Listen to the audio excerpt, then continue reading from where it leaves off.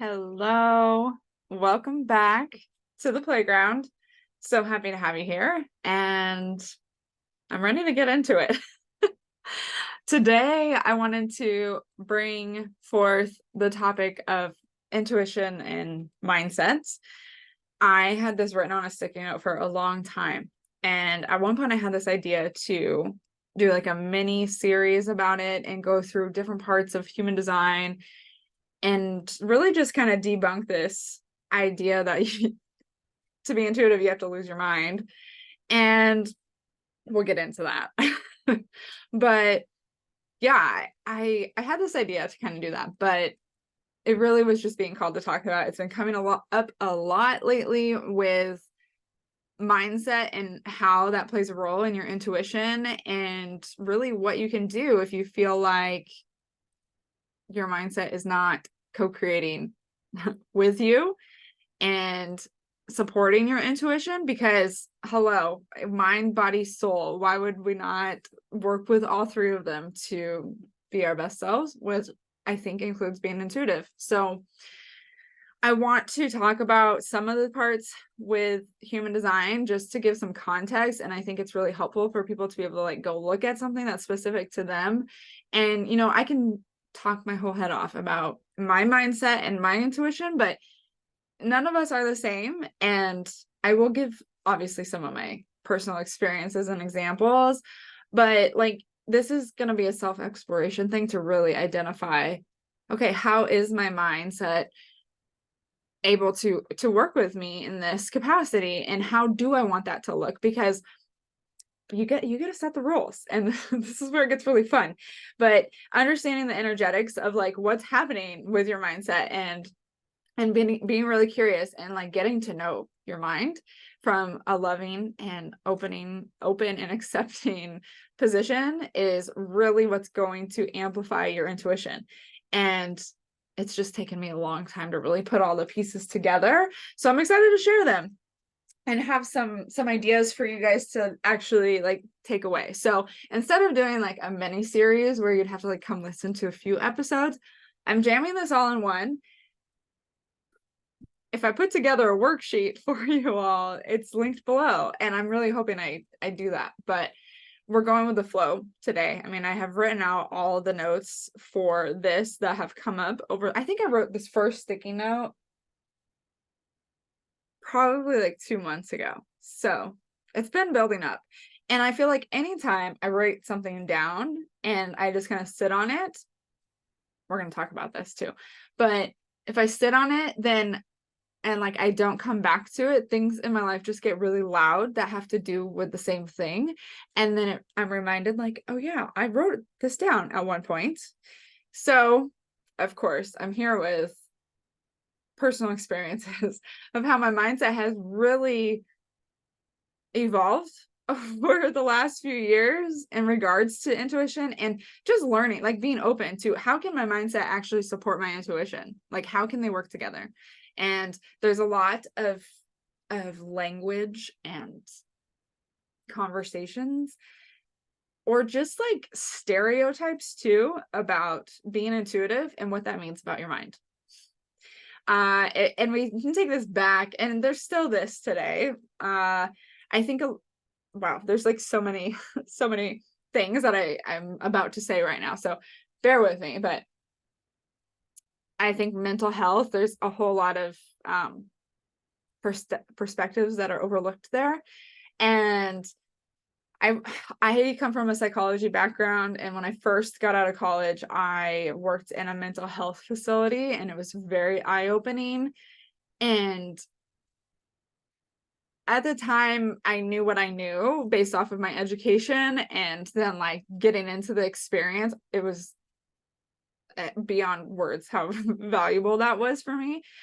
But leaving that job and doing some different reflection and then having my own mental health stuff, I'm like, this is connected with being intuitive, with having psychic abilities. Like I cannot even like tap into that fully right now, but there's a lot around like being intuitive, being psychic, and losing your mind, having that like kind of phrase that they lost their mind. And there's this sense of like, they've lost it. And on a more subtle level, like you're not using your head, you're making decisions, you're not using your head to make decisions. And then in the spiritual space, there is the ego death, which I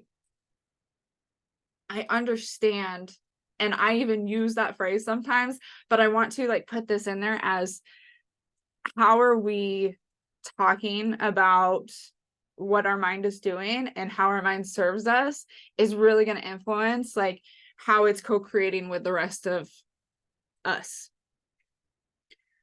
So having an ego death, like what does that mean for you? Like really defining that. Like I think it's kind of like a phrase that's like easily picked up, whether people know what they're saying or not. And so just being really clear, like what does that mean for you?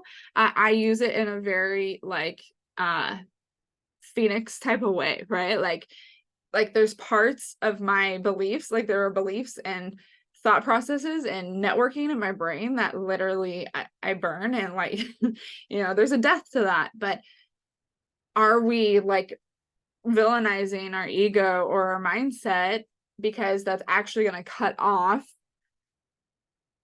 the accessibility of our intuition? And so I really wanted to dive into this because I just think it's important for people who identify as being intuitive or know like I am intuitive, but I just don't know what that means or how that looks or how to amplify it. And I feel like there might be some fear around tapping into this because of this whole like ego mindset, like the power. Okay, we talk about like the power that we have given our mind because of like it's a beautiful machine, right? Like it is so beautiful at memorizing things and keeping us safe and having these structures and like systems that we can rely on to know like what's coming next and to help us feel safe. And it's like we do give that mind, that beautiful mind, a lot of power, but are we like giving it so much power that when we're then saying, okay, we're going to have this ego death, or like we had an ego death, like where's the power going? Are you pulling it back? Like where are you putting it? And so it's like we give it so much power, but like that power is still within us. Like we talk about giving away our power to our ego or our mind, but it's like, okay, like how are you using it? And if you don't want that, then just like give it back. Like take some of it back, like even it out. And like I know that sounds like abstract and silly, maybe, I don't know, but we're going to get into it. We're going to get into why this is important. And I think there's a big disconnect between like mindset and intuition, and I want to draw a bridge because you can't ignore your mindset if you want to be intuitive. And like you can't just like burn things down and burn things down and burn things down and expect to be intuitive. I mean, you are intuitive, but expect to like follow your intuition, because a ton of being intuitive has to do with your mindset around what it means to be intuitive. So think about, like what does that mean for you? Like what does an intuitive life mean? Like, does that mean you're intuitive, but you never follow through with your intuitive decisions or like the actions that would it take to follow your intuition? Great. Like claim that, many people are intuitive and never act on it. I mean, most of us. And there's a space for that, right? There's a reason for that, but deciding, okay, what does it mean to be intuitive? And what does your mind think about that? Like, what are the beliefs underneath that? I know for me, like, I had a lot of wounds around like being seen. I mean, this is not just this lifetime. There's definitely things from past lifetimes that attribute to me not wanting to share my gifts and not wanting to be seen. I mean, like people used to not be able to like this podcast would have never existed 100 years ago, like you can talk about your gifts like this. And there's a lot of other reasons, past life, but even in this lifetime, there's still some of that like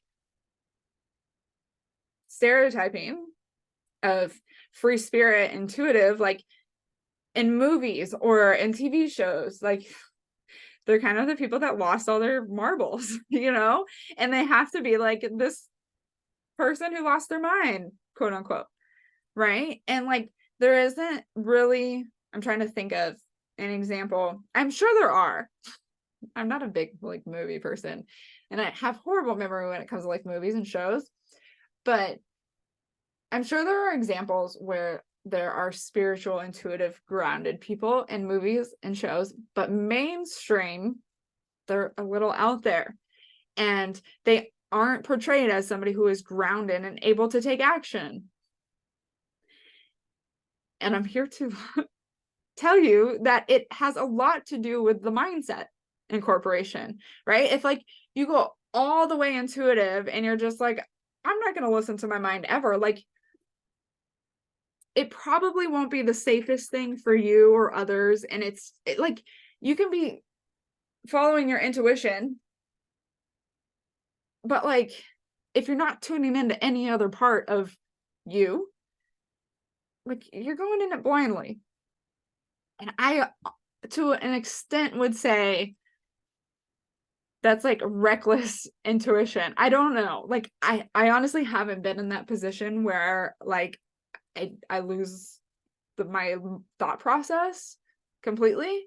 So we're going to talk about this because everyone is different and everyone's going to have a different like balance or a different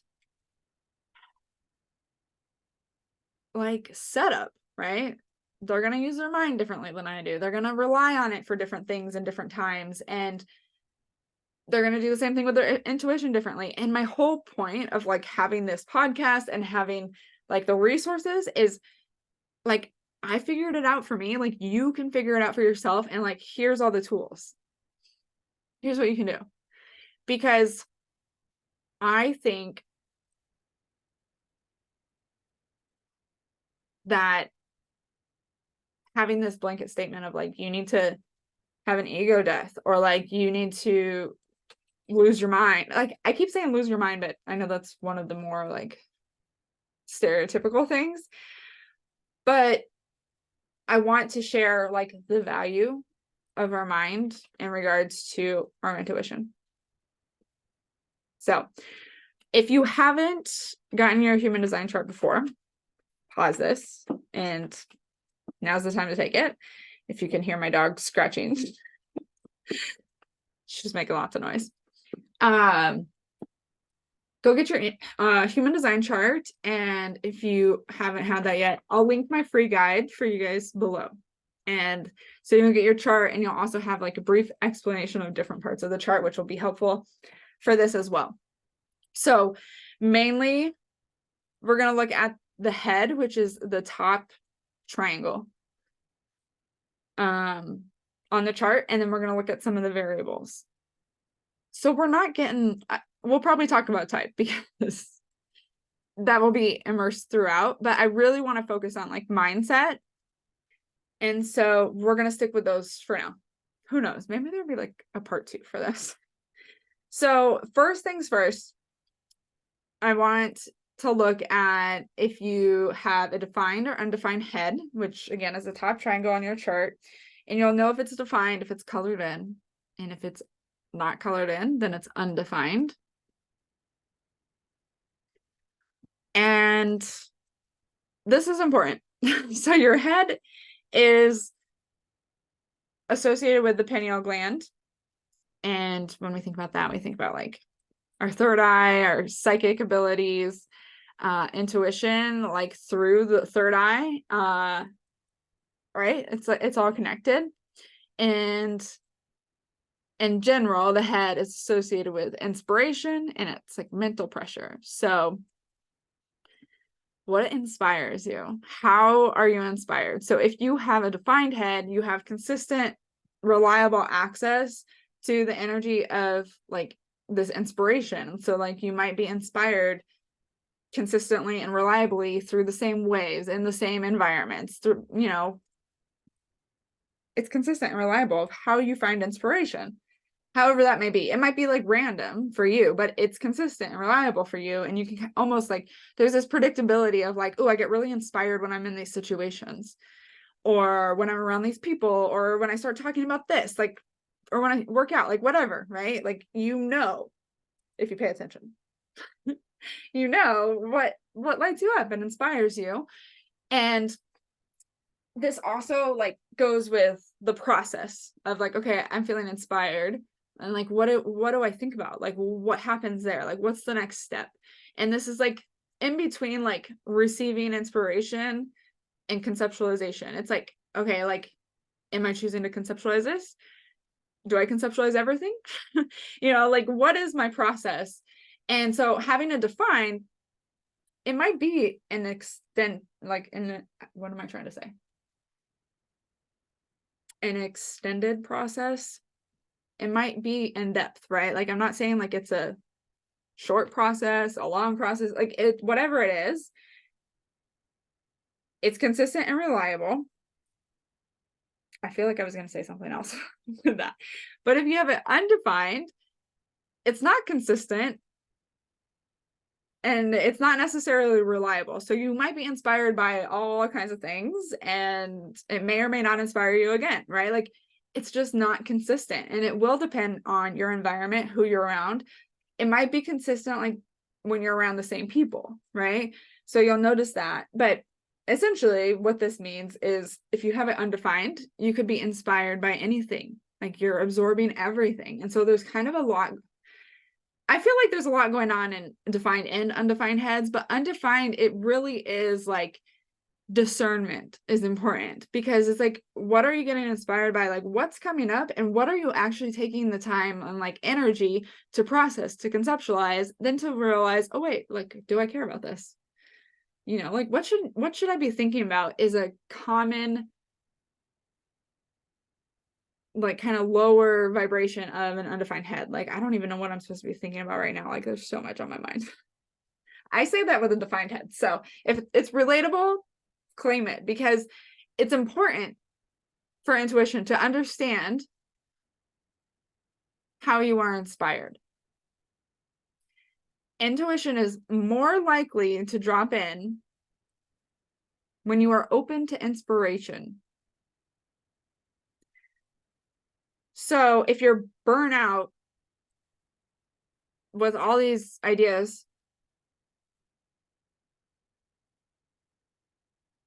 and you're like, I don't even know what to process, then, your intuition's not going to be really clear, because you're spending a lot of time like focusing on that mental pressure. So for the undefined head, it's really about like, how can I relieve some of that mental pressure? How can I discern what I'm thinking about, what I'm choosing to conceptualize, what I'm choosing to think about? Those questions like that, like getting really clear, like journaling every day. Like, what am I going to think about today?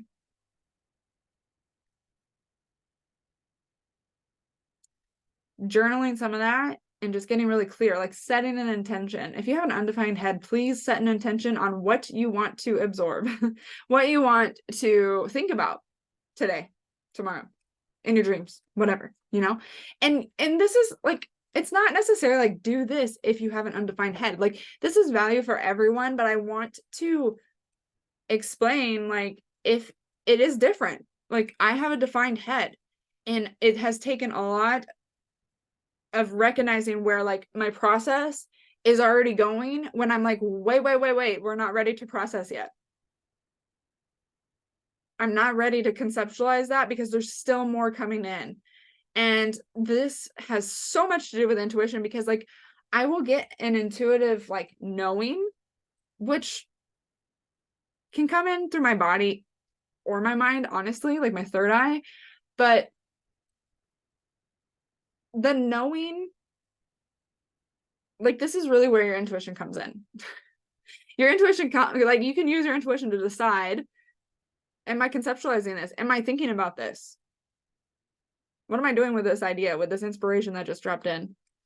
Am I allowing space for new inspiration to drop in? So something with a defined head is having that consistent, reliable access is like you're almost processing things like before they're fully here.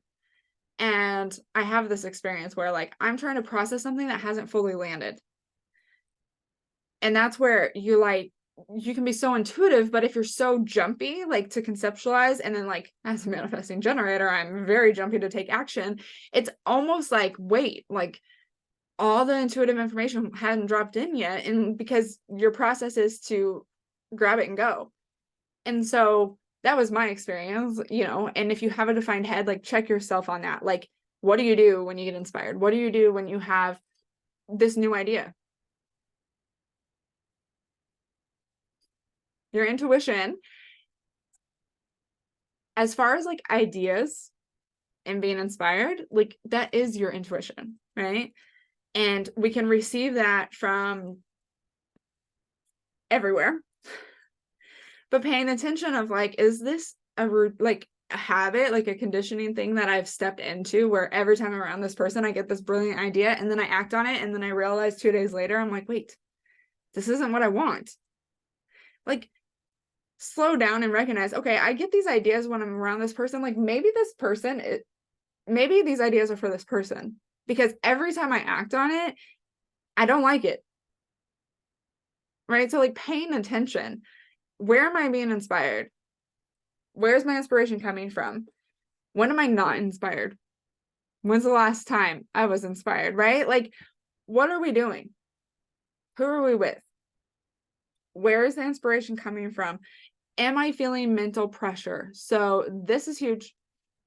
Undefined or defined, because undefined, when you're around defined heads, you're absorbing and amplifying their energy. So you could get caught up in like this same way of processing.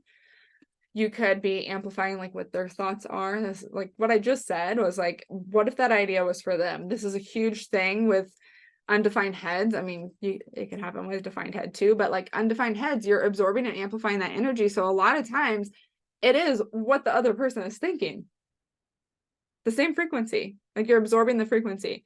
And so being mindful of that, and of course, tuning into your authority. So discernment can always come down to your authority. But if it's like, do I want to conceptualize this idea? Like that's I know like we're not walking around thinking that, like I know that. But if you start just like planting the seed of like, what am I thinking about? How much time in a day do I think about this? Or like, I noticed this last week, every day I'm thinking about this thing, but I haven't said anything about it. I haven't expressed it. I haven't done anything about it. So literally I have been just holding it right here. I maybe conceptualized it a little bit, and like, what does that do energetically for your intuition? It just puts a nice little door up and it's like, I'm good. I'm not ready to receive anything else right now. So like, where are you getting caught up? Where are you overthinking? Oh my gosh, I've been really obsessed with Connor Price lately. And there's one of his song lyrics goes like, oh shoot, how does it go? It's about overthinking. And he's like, it really is a bad habit. I could teach a class on it. And it's just like, we all overthink. We all do, whether you have defined head, undefined head, we all overthink in our own ways. And it really is like calling yourself out, like, okay, I've been thinking about this a lot. Like, what do I need to do to relieve this pressure from my mind? And know that that's going to open up your intuitive channels. Like, if you're overthinking, and overthinking, I mean, like, you're thinking about what happened in the past, or you're thinking about what happened or what's going to happen in the future, like, more than just visualizing and more than just reflecting, but it's like interrupting your car ride home. It's interrupting making dinner. It's interrupting your TV show. It's interrupting you in your book. Like, those are the things that are blocking your intuition. And I know like people don't talk about mindset and intuition, but you have to have a clear, like, it doesn't have to be clear, but you have to know like what's going on in your brain. Because let's say mental stress is like the pressure to think about things that have possibly gone wrong or could possibly go wrong, and just like spending a lot of time doing that. And so if I recognize that, I'm like, okay, one, I would be curious to know if your intuition has something to say about whatever you're thinking about. It's like sometimes when our mind like gets going, it's like a distraction from like the answer right in front of us. And it's an intuitive answer. And so sometimes it's a matter of just like clearing the space of saying like, okay, I'm done processing this. Like I'm done thinking about this and I'm ready to see what else is possible. Like being open to the surprises. Like allow yourself to think about something else. And this is where you're just creating space in your mind. So I talk about energetic exchange and like paying attention to like where you put your energy and where you're receiving energy and like going through your day. And you can do this specific to your mindset. Like, what am I thinking about? What are my beliefs around being intuitive? I'm going to come back to that because I was talking earlier about the movies and stuff. And so I had a lot of beliefs around, you know, what would that mean if I claimed that I was intuitive? What would that mean if I claimed I was psychic? Like, what would that look like? And of course, I had a lot of fears like from past lifetimes, but there was like that stereotype and this like belief of like, oh, if you're intuitive, then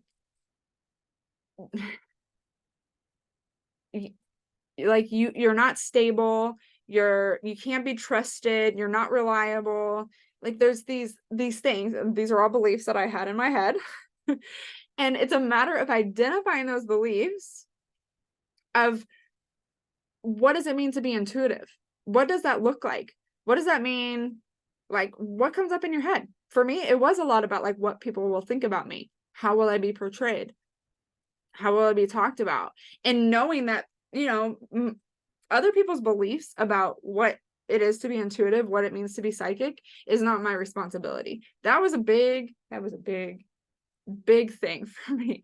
Like getting rid of the beliefs of like, oh, if you're intuitive, then you're portrayed as somebody who lost their mind. That was not as hard to like kind of clear out of my mind as it was like, you know, if this is what's portrayed, then this is what everyone must think. And that's a very defined head opinion, like a defined head and ajna thought process of like, if this is what's portrayed in the movies, then everyone must think this. And so, you know, it really is about deconditioning that thought process, but also brain rewiring, like identifying like intuitive means this, intuitive means people think this about you, and psychic means this. Like it doesn't matter, like no judgment, right? We have these beliefs from, like I said, past lifetimes, what happened to us in this lifetime, all the things, right? It's all playing a part. So like release the judgment and just accept like, oh, okay, there's a belief that no longer resonates. Like it doesn't serve me to think that other people are going to think poorly of me because I'm intuitive. Like one, okay, so what? You know, they will. Some people will. Two, like it doesn't change the fact that I am. Three, am I going to lie to myself because of other people? And it sounds so simple and easy, but like this is a lot. It's like something I do every day. I still to this day identify beliefs that I'm like, oh, well, that's probably blocking some things. You know, because like if a part of me believes that I'm going to be disowned if I claim to be psychic, like I'm probably not going to step into my gifts. But if a part of me like on the other side of that, a part of me knows that I don't need anyone to believe me. I don't need anyone to support me. Yes, I want those things, but I don't need that because I have it within myself. And showing up with that energy is going to have a way different response than showing up and saying like, yeah, I don't know how to say what I do and like avoid it. I'll tell you, the day I just claimed like, oh, I'm a psychic and I intuitively help people understand their energy. Like really, people don't know what to say to that. And the people who do know what to say, like, it's nothing but excitement. And it's just like, I'm up here, like, I put the frequency bar up here, and that's what it is, you know? And that was a lot of rewiring. That was a lot of recognizing, like, hey, this in my head is my belief. And because I had these like examples of what people thought about intuitives, about psychics, it was really like, it was kind of a stubborn belief that like everyone thinks that, you know? And or not everyone thinks that was what I was like dropping in. And at the same time, the belief that like I need to worry about what other people think, right? Like that's a deeper thing than just your mind. I mean, that is your mindset, but like there's you're gonna reveal other wounds like through your mindset and when you're thinking about your beliefs. And know, like, if you have the defined head, like, give yourself some grace. This is where being in the now, like, really paying attention to, like, what thoughts are coming up? Like, what is calling my attention? And, like, can I put it to rest? Can I put this process to rest to allow another process to drop in? Defined head, it's like, it has a specific way of processing. It's almost like the head and ajna, if you have them both defined, it's like, have an opinion, it's really hard to change your mind. Like you might have this strong opinion and somebody comes and tells you all these stories and all these reasons why you should think the other thing, and you're just like, no, I'm good, you know? And so like think about that with opening up to different beliefs around being intuitive. It's gonna it could be what unlocks a lot of your intuitive gifts. So what are your beliefs around being intuitive, being a psychic, whatever it is? And is that holding you back? Is that holding you back from one, receiving more intuitive nudges, knowings, guidance, whatever? Is it holding you back from sharing your gifts, from trusting yourself? Like this is really about self-trust, right? Because intuition and like just having this knowing, whether, okay, we can talk about all the clairs, all the psychic senses, but it's really about intuition and about trusting yourself. And it's like, what are the beliefs in your head? What are the stories you've told yourself? What are the people, places, things you've been around that encourage the belief that your knowing is not enough?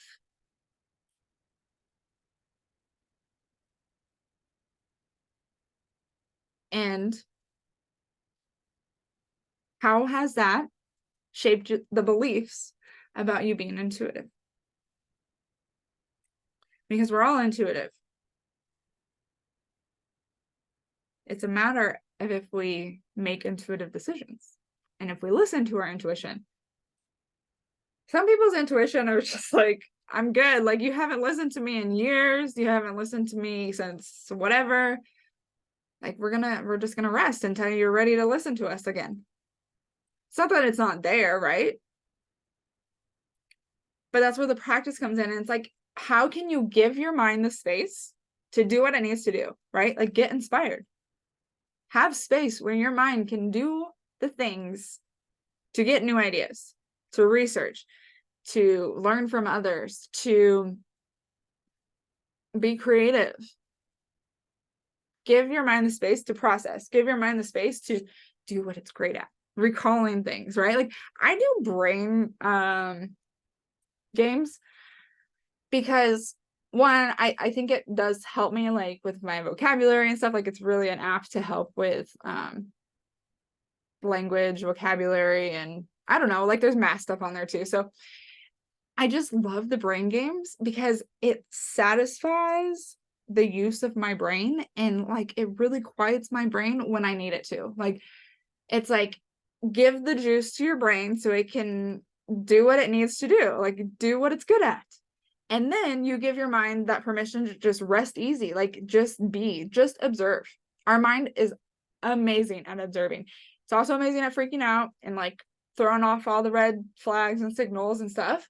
But the more you give it space to have its own time to like do what it's best at, the more you can work with it when it's like, oh my gosh, like you need to figure out a solution to this. You need to figure out why you're doing this. You need an answer. You need to show your work, right? How many times were you told that as a kid? Show your work. Like, think about that. Think about as a child, what situations, what events, what conversations really took that away from you of I have to prove how I know what I know. Because your intuition isn't here to prove itself. So, how can our minds help us co-create with our intuition? One, there's a few things, and we're going to talk about this a little bit more when we get into variables too, but our mind is able to get inspired. Like, we are inspired through our mind. And we can retain knowledge. We can retain information. We have memory stored there, right? Like, our emotions fire from our mind. And all this magical stuff happens in our mind. And then when we like looking at, some of our wounds and some of our beliefs, and it's like our mind really takes a hit sometimes. But my belief is like, why turn your shoulder on it? Like, it's been working so well for you, and it has served you in so many ways, right? Like, it wouldn't have held on to the beliefs that it did unless they didn't serve you at one point. And your mind did exactly what it needed to do to keep you safe. Remembered, right? As you open up to your intuition, you're going to start realizing everything that your mind has held on to is not necessarily still serving you. So the beautiful thing about your mind is, okay, there's this known thing. Think about like a fact. Your name. I know my name is this. And then let's say you grow up and you're like, I'm going to change my name. My last name is now this. You update your mind, right? Like, you tell your mind, this is my name. Of course, your mind remembers your old name, but it has updated information. We need to update our mind with our new beliefs, with our new information, with our new intentions.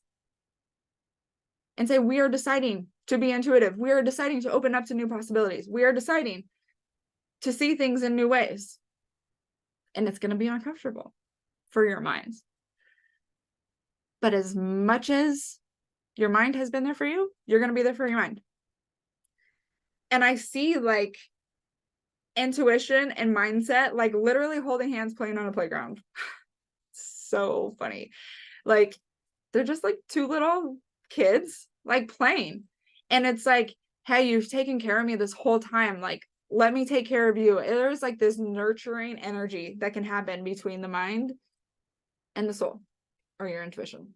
And that's really what this is. Like, it is time to stop the fight. Like, it's time to stop the battle. Because there's this co-creation. Like, the mind is the playground of like inspiration and ideas and downloads. If you're not playing, if you're not having fun, you're not opening up to like new possibilities. You're not opening up to what your mind doesn't know. And that feels very unsafe if you haven't been doing that. And so it's a matter of like healing that relationship between your mind and your body and your soul. Trust, the self-trust comes from building that trust of your mindset too. Can you trust your mind to do what it needs to do and also take a step back when your intuition's ready to roll? Like, there's so many voices that I talk about of like, are you giving your intuition a voice? Are you letting it speak at the table? Are you giving your mindset a voice? Are you letting it speak at the table? Because I see it where a lot of people access their intuitive gifts and they're like, oh my gosh, this is great. And like, they run with it and run with it and run with it. And it's so exhilarating and it's freeing, right? It's like liberating to just like finally trust yourself. And then there's like this point of chaos because they've been so in flow and just like following their intuition that there hasn't been really this container for them to flow in. And the container is held up by our mind. New ideas, new inspiration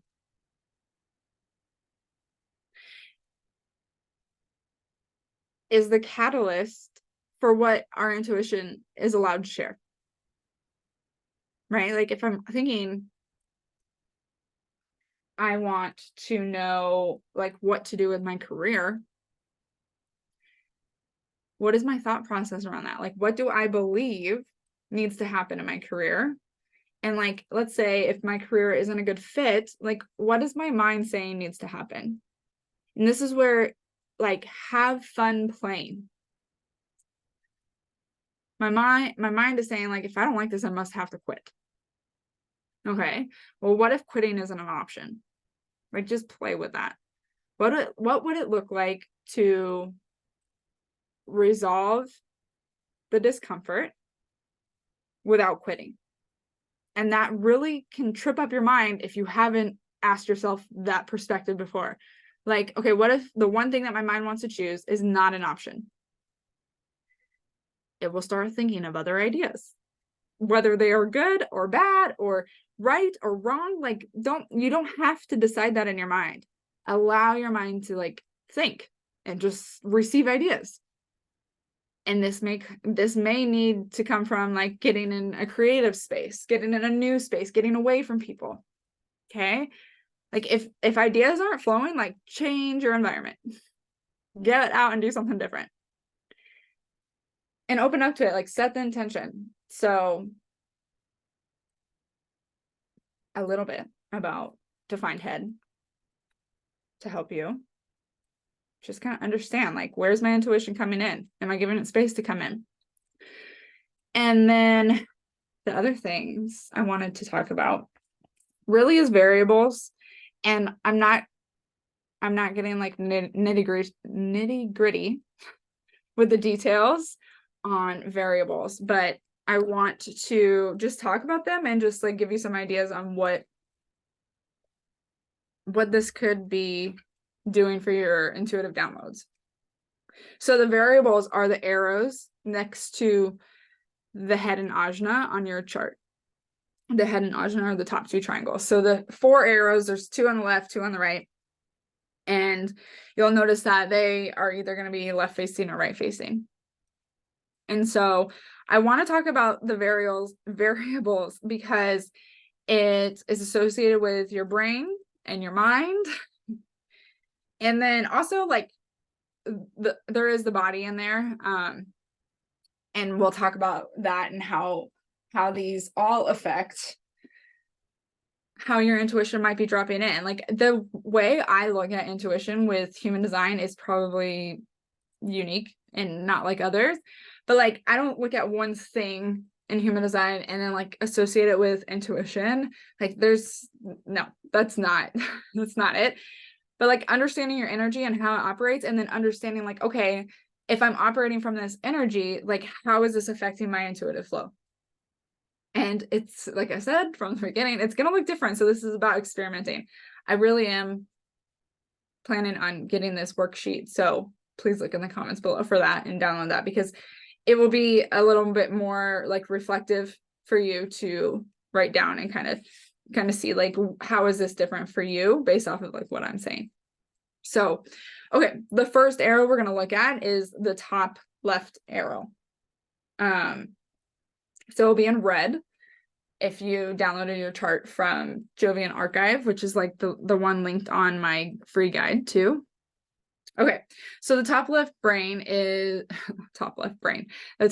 arrow is having an active or passive brain. And this is really associated with like structure and flow. And like what is predictable, like kind of like how is it predictable in like your everyday, like in your environment too. So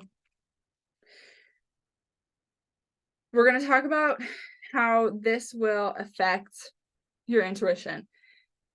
We're going to talk about environment in a minute, but let's talk about the active and passive brain. So if it's facing right, it's a passive brain. If it's facing left, it's an active brain.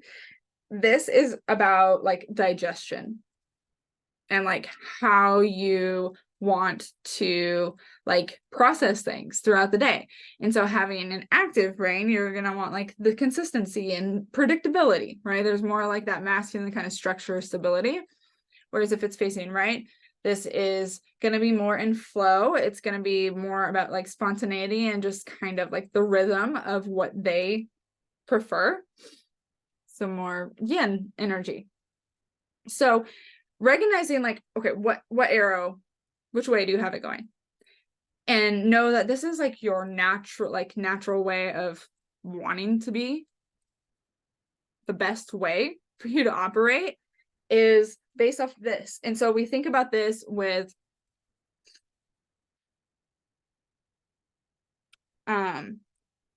like your schedule or like things that you are absorbing. So this is like eating at the same time or like learning things at the same time or digesting information at the same time and having like a structure and routine. This is like predictability, like what can I expect? And then versus, like, of course I'm going to eat and I'm going to do these certain things every single day, but it might not be in that same order. And there's this opportunity just for like intuitive flow to happen. Now, don't think that you have to have it right facing to be intuitive. That's not this at all. But your intuition is going to show up when you are honoring what it is that your mind is desiring. So are you needing more predictability and structure? Because maybe you have a left facing arrow there. And are you like too set up in structures and routines where there's no flow and you're not receiving that intuitive download? Whereas like if you have it left facing and you do need that structure, do you have enough structure? Like if you aren't structured enough and like you're way in the opposite side of the pendulum and you're too much in flow, like your intuition doesn't have that container to drop in. It's really going to thrive. Like your intuitive nudges are really going to thrive when, I'm sorry, I have a tickle in my nose. It's so weird. Your intuition's really going to thrive when you are kind of in that structure and that predictability of, okay, this is when I have this time to receive messages, to digest this information, to have this kind of like schedule set up. And it's not about having a schedule of like, this is when I'm intuitive or this is when I'm open to my intuition. Some people I'm sure could benefit from that. Like highly intuitives, they have set times, but it's not about that. It's like, okay, am I honoring my need to know what's coming next? Am I honoring my need to be able to have space and flow and do what I want in the moment? Because honoring those needs is really what's going to help your intuition come through. Help it get louder, right? So kind of assess where you are with that. I know a lot of people find this out and they're like, well, I've been living on a routine like 5 a.m. to 8 p.m. my whole life. What would that look like to not? Like I'm not saying change your whole routine, but I am saying get curious. So the next one I think is so important. So important. We're going to go right down, like straight down to the bottom left arrow. And this has to do with your environment. I mentioned environment before. I was really thrown off. But I sometimes group like the right side variables and the left side variables together when I'm thinking about intuition. Because I don't know, maybe I'll put it together. I'll put it together at the end, but the environment, which is associated with the bottom left arrow, is like passive versus, I guess, like the observer, like you're the one observing versus you're the one being observed. And in your environment, like it's important to know that it's associated with environment. because if it's right facing, then you are the observer. So like I think about people watching, right? Like there's like this piece to that people love. I think about that. Like you could love people watching and not have it right facing, but I just think about like if you are in your correct environment, then you are somebody who is like that observer. And this is like on the roof type of energy, like role model type of energy, mountain energy, right?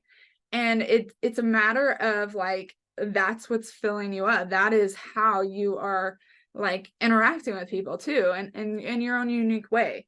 And if it's left facing and you're in the correct environment, then you are the one being observed. Like you are the one with that like energy of just like attracting attention and having this designed to be busy, like designed to like kind of not entertain, but like people are just watching you, like what is she doing? And I get this a lot when it's like if I'm in the right environment, like I don't feel the need to sit still.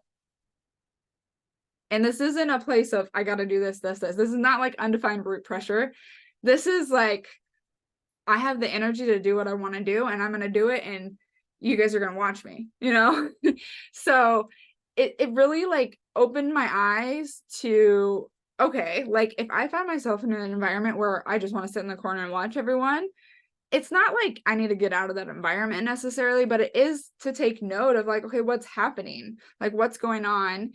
And why am I not feeling like I am in a space where I can move and go and flow? And like just identifying like, is there something about this environment? Is it the people here? What is it where I'm now taking more of the observer role, which has its value in its own. But I've noticed the more I like am intentional about this is how I want to feel, and this is what it could look like in all these different environments, the more I'm led intuitively to different environments. Like I will find myself in places where I'm like, I don't know why I'm going here.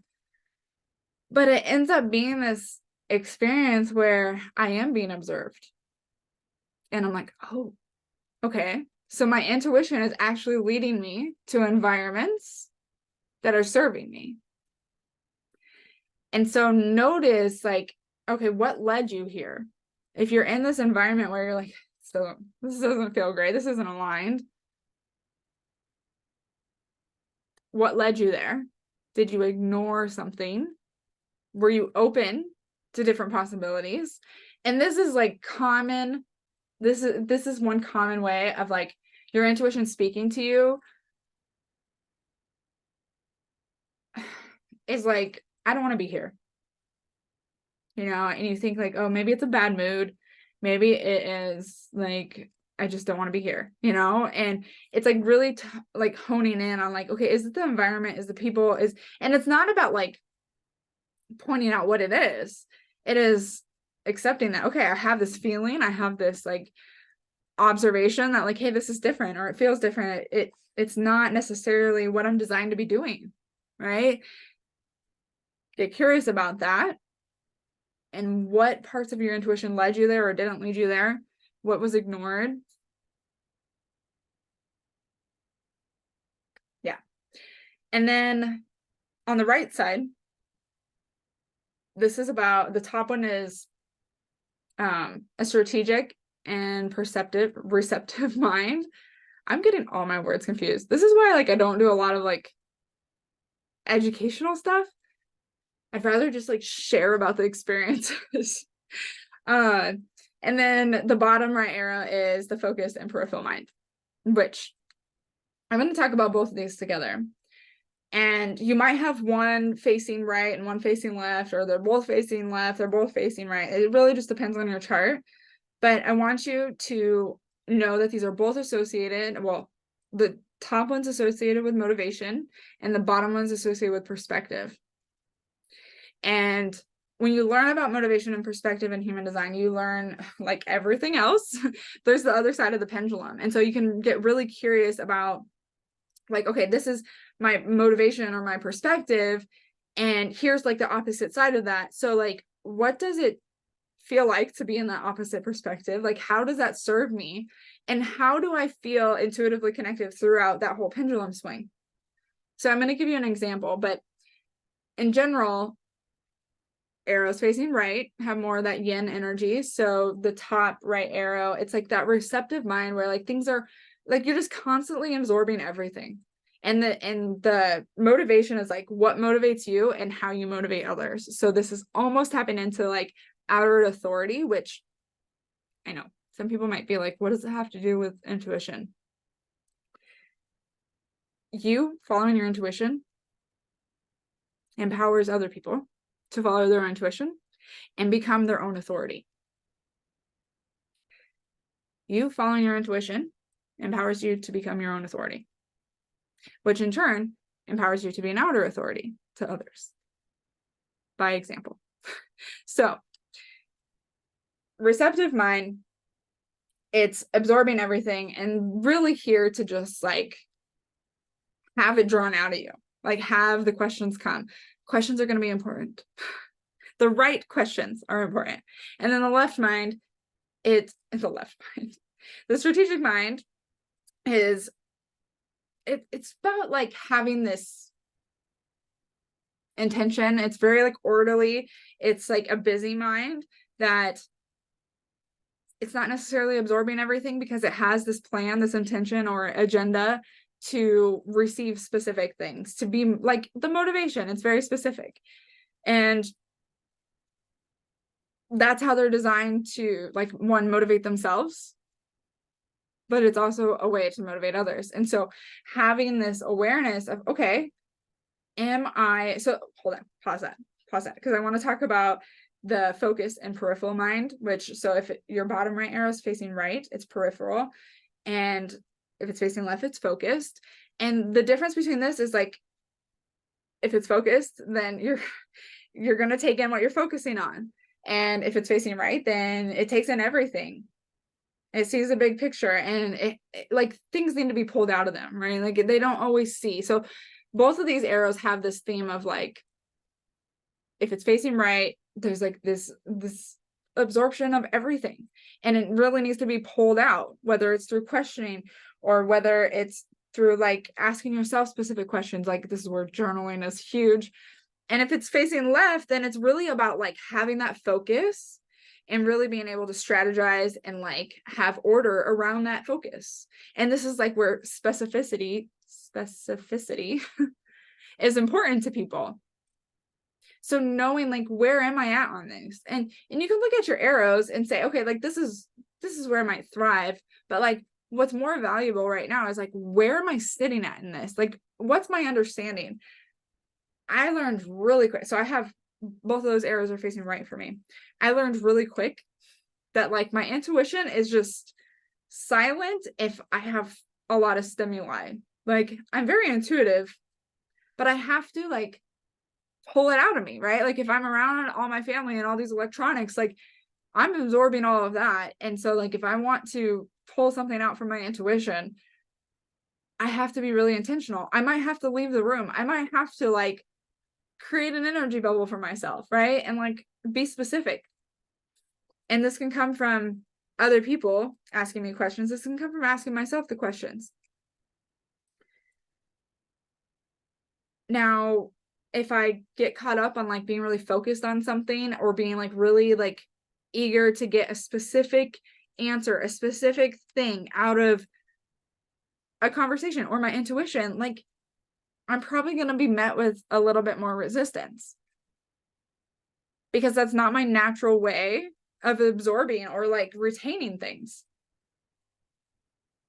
If I get hyper focused, I know I'm kind of like swinging too far in the wrong direction. But at the same time, that indicator is a blessing. Like it's a gift to see like, oh, okay, I'm really focused on in this way, right? That I know isn't my natural way of like really seeing what's in front of me. It's not the best way for my intuition to have a seat at the table. So I'll give you an example of mine, and I'm not going to go through all like the motivation and perspective examples. There's 6 of each. And so for the perspective, there's like the opposite side of the pendulum is your distraction. And then the motivation is transference. And so like the opposite. So mine, I think, I don't know. I feel like other people don't have this experience. Like my perspective and motivation are very like aligned. Like they go hand in hand almost. And I don't think that's the case for everyone. So yours might be a little bit different, but my example, like my motivation is need, which it comes from having a defined head, I'm sure too, because it's like very specific in my mental process, and it's thinking about what I need to think about and like releasing the fluff. And I find this to be very true. Like I have a lot of stuff going on in my head, but I don't necessarily spend a lot of time thinking about all the extra stuff. I'm very good at focusing on whatever I need to focus at the time. And the opposite of need is fear, or like the transference is fear. And this is like being motivated by the unknown. And this is like having that natural, like, I'm going to learn because then I won't be like, I don't want to be so afraid. So I'm going to learn about it. Like I'm going to learn more. And it's just like motivated to understand things and make sense of things, which I sit on this side of the pendulum quite a bit. And so this is where it can be different for you, because when I swing to this like fear of like, I need to know everything, and like really being motivated by like what I don't know, it's a slippery slope for me. Like if I get so caught up in like, well, I need to know, that's not true, because my like where I will honor myself most is knowing that like I am thinking about what I need to think about. Like I already know what I need to think about. And so the fear is really where my mind gets to play and gets to like absorb these new ideas and new opinions and learning new things. And like this is where I'm able to take a new perspective, because I'm like, I know what I know, but I want to know what I don't know. And this is where like that pendulum really can like work for you in regards to your intuition. Because if I get like so focused on like, I only think about what I need to think about, well, like what if what I need my mind hasn't thought about before? Well, then I have to go into the unknown a little bit, you know? So having that awareness, it can really help you with like, okay, I haven't received a lot of like intuitive knowings lately, or intuitive nudges. Like it just kind of feels quiet. Like where are you sitting with your motivation? Like what's motivating you? Because really what motivates me is like thinking like, is this something I need to be worried about? Like, is this something that I need to think about? It's not something that like I usually ask myself, but I will get caught up with like, why am I even thinking about this? Like, I don't care. And so like you can really kind of take your stance on where you're at in that pendulum and say like, is this serving my intuition or is this not? And then with perspective, my perspective is personal, so I just think it goes really well with the need motivation, because the personal perspective is like everything is in context through myself. If you know me, this is like Caitlin 101. And it's really like I can see where it's to a detriment sometimes, but I'm just blinded to things that like aren't to do with me. And I, you know, I can be very oblivious to things that don't affect me. And I think as far as like intuition goes, I think having personal perspective is very valuable for me. Like it's so funny because like I can say that, but it's like I'm sure if you have some other perspective, you think the same thing. But I don't know. Like, you know, everything in the context through myself, it's like, of course I'm gonna find the value in it. Like it wouldn't serve me to not find the value in it. But anyway, so the distractor of personal is power, which So if you have power perspective, this is like really thriving with that competition and kind of like knowing where people are at. And there's this deep connection with the material plane, but some people really thrive with that. And I really recognize that that is my like, oh, you're caring about things that you don't care about, And when I catch myself in that, like I feel like I always enter into like the other side of the pendulum for a reason. Like it's never for no reason. But when I find myself kind of in that power perspective, I don't really like it's not a thing I stay in very long once I recognize it, because it really does shut off my intuition. I think perspective is something you can really tap into. I'll list them off. It's survival, possibility, power, and then wanting, probability, and personal. So the first three, like the opposites, then are the second three. And so like digging into that of what is my perspective? And your perspective is important with your intuition, because if you're not sitting in the perspective that like is most aligned for you to really thrive and see what's available to you and like follow your bliss, then you're not sitting open for your intuition. So perspective, motivation, environment, determination are the four variables. They're all like, for you, like when you look at your chart, it might seem conflicting, but I just want you to think like zoom way out. It was like, if I show up in this way in these situations, like one, reflect, have I been showing up in this way? But two, if I were to do that, what would it look like? How would it feel? So let's say you're somebody who, yeah, you've been on a schedule your whole life, like strict routine since you graduated college or something. And you're actually designed to be more in flow and have these rhythms and, check in with what do I want to do right now? Like, if you've been in a routine your whole life, it's not going to be easy to just say like, okay, I'm going to get rid of my whole routine. Like, that's not like, we're not trying to stress ourselves out, because that's not going to allow the intuition drop in either. But this is to open you up. Like, okay, I'm very strict on my routine, but I actually am designed to kind of be more in flow. What would it look like to set up 2 hours to just do nothing? Like, don't schedule anything. 2 hours once a week. I know this is like a shock for people who like keep themselves busy. I am the opposite, like I have a right facing arrow, and I have been somebody who has committed to structures and routines, I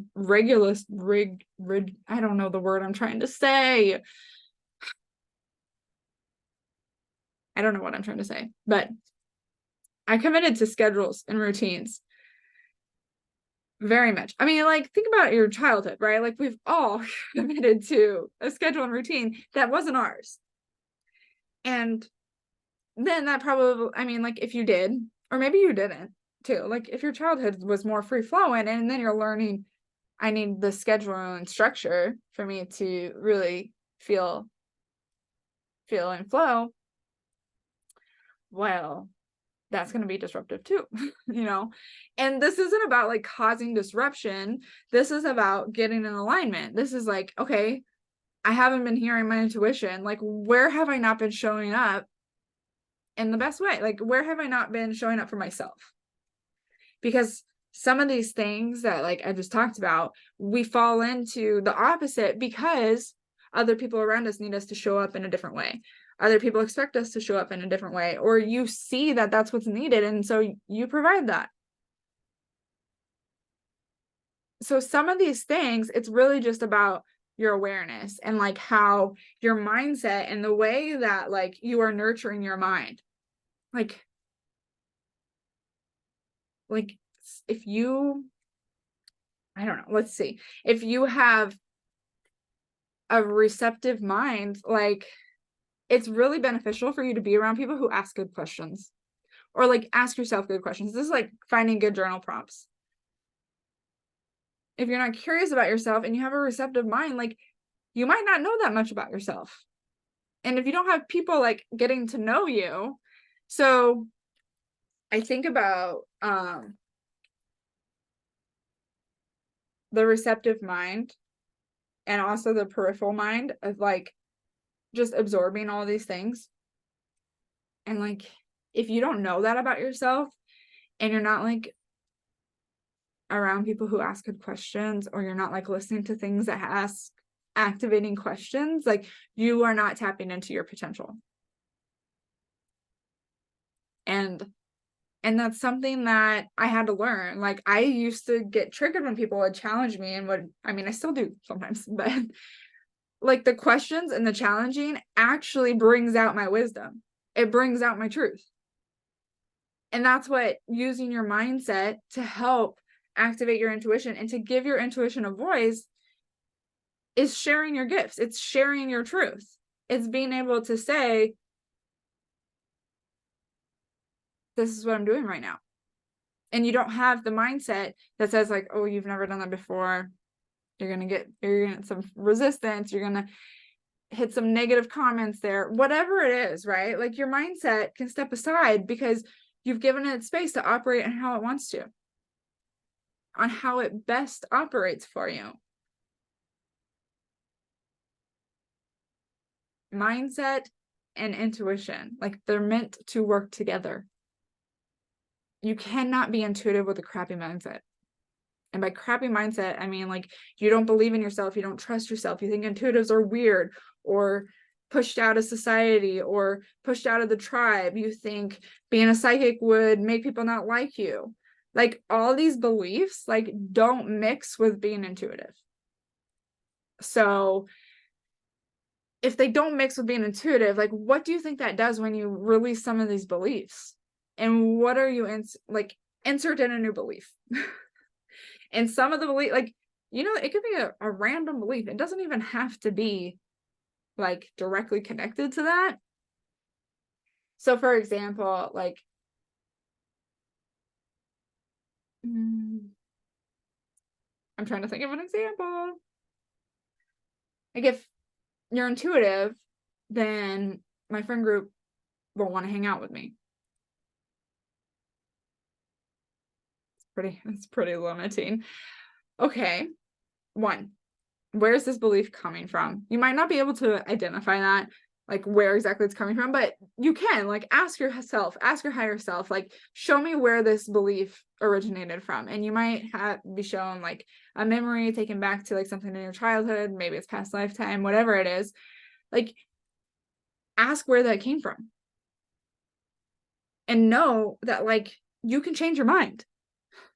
And if you believe like, oh, if I'm intuitive, then these people aren't going to like me anymore, like, maybe they're not meant to be in your life. And I know that that's a hard one to swallow, but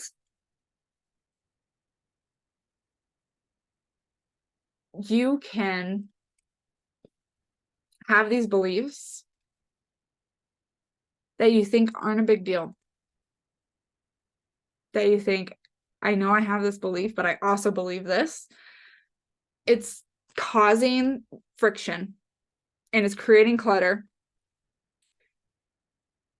and it's silencing your intuition. Like, your intuition can't get louder because it's so cluttered with you stacking beliefs on top of old beliefs.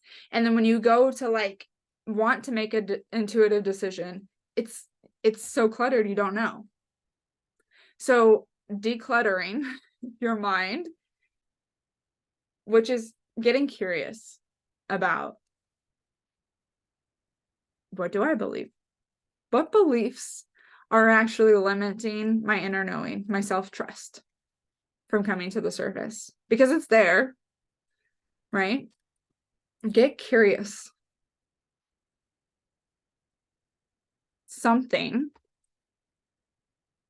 is really just, it's not something. But if you are feeling like the intuitive blocks, one, I hope you enjoyed this kind of like explanation and like reference to human design. I feel like it's pretty specific. So if you're listening to this still, like, thank you, because that curiosity of like, well, what is the way that I operate? What is the way that I best show up in this way? And just like being open to that and saying like, hey, maybe I haven't been doing that my whole life, but like, what would it look like to try that? And you can try it out in like small doses. It doesn't have to be this like big overnight transformation. I'm a whole new person. It could be like that. Oftentimes that is my best work, but I want to put this out there of like, our mindset is to be in tandem with our intuition. Like, our intuition is only going to be as good as our mindset is going to allow it. Like, our minds are that powerful. And there's a lot of talk about like, don't give away your power to your mind only.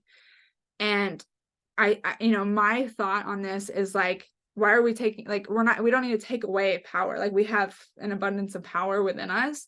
Like, we don't have to take away power from our mindset. We just need to give more to our intuition and comfort our mind and our ego and nurture it. Like, say like, it's okay to take off some of this pressure. It's okay to release some of these duties. Like, let me relieve some of this for you. And your mind might be stubborn. And there might be other things that help convince your mind. And this is going to come up through synchronicities, different signs. This is going to come up through your physical body for sure. And emotions. I mean, like, I can talk in day out about your emotions. Like, pay attention to your emotions. Your emotions are coming from your brain. So like, pay attention. That is one way your mind is intuitive. And I know that's like a very contradicting statement that I just said, but your emotions are like connected to memories, right? But they're firing in your brain and you're feeling it in your body. So like, pay attention. Like, what emotions keep coming up? Like, your body's intuition is speaking to you in so many ways.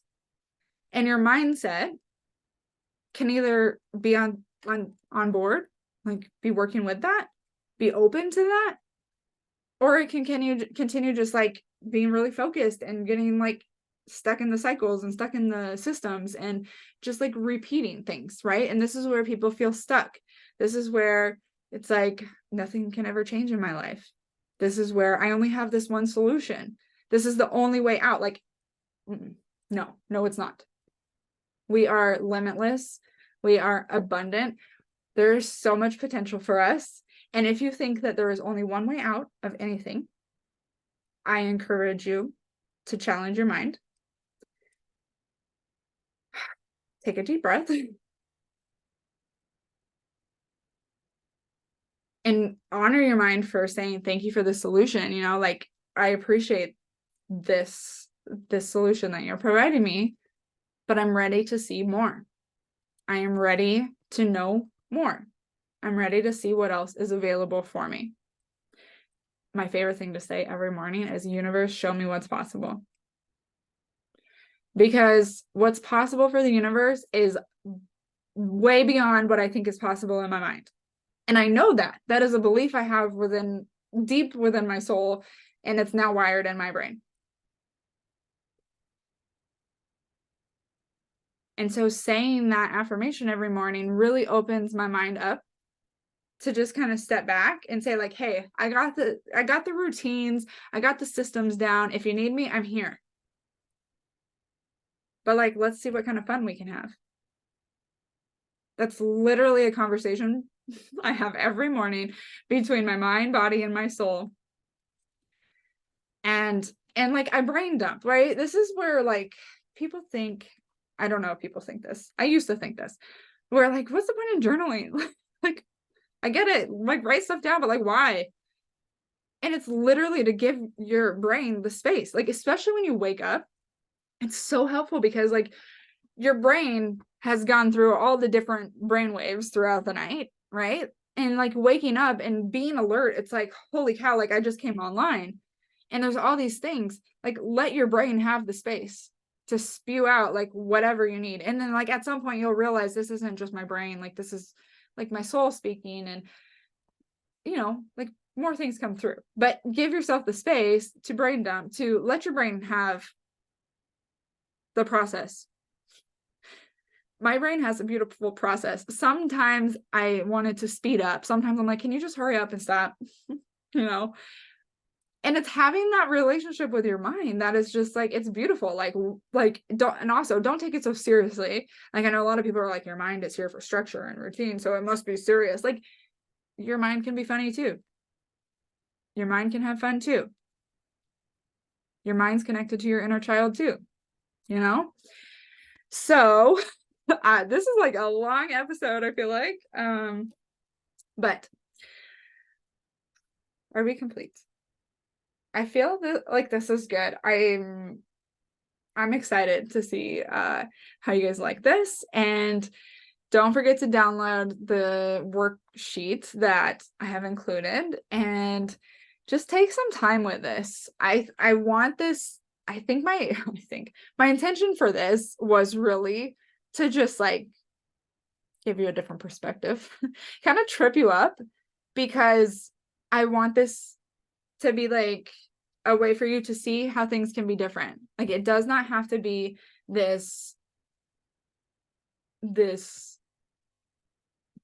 discipline of your mind, right? Like your mind doesn't need to be disciplined. Not at all. In fact, like it needs that nurturing, loving, caring support and gratitude. And it needs to unlearn some things, right? And it needs to relearn some things. And you are capable of doing that, all of that. So, okay. I'm going to leave it at that. I think we're like approaching an hour and a half or something. I don't know. But, okay. Thank you so much for tuning in. If you enjoyed this, please don't hesitate to leave a review or a comment if you're watching on YouTube. We greatly appreciate the feedback over here on the playground. And we just love interacting with you all. So don't forget to tag us at the Intuition Playground on Instagram and come hang out with us. We try to post there at least a couple times a week, but definitely on my stories. So feel free to reach out. And if you have any questions or any just direct feedback you want to send to us about the podcast, go ahead and email it to info@theintuitionplayground.com. All right. I think that's it, but I hope you all have a wonderful day, and I will talk to you all next time on the Intuition Playground.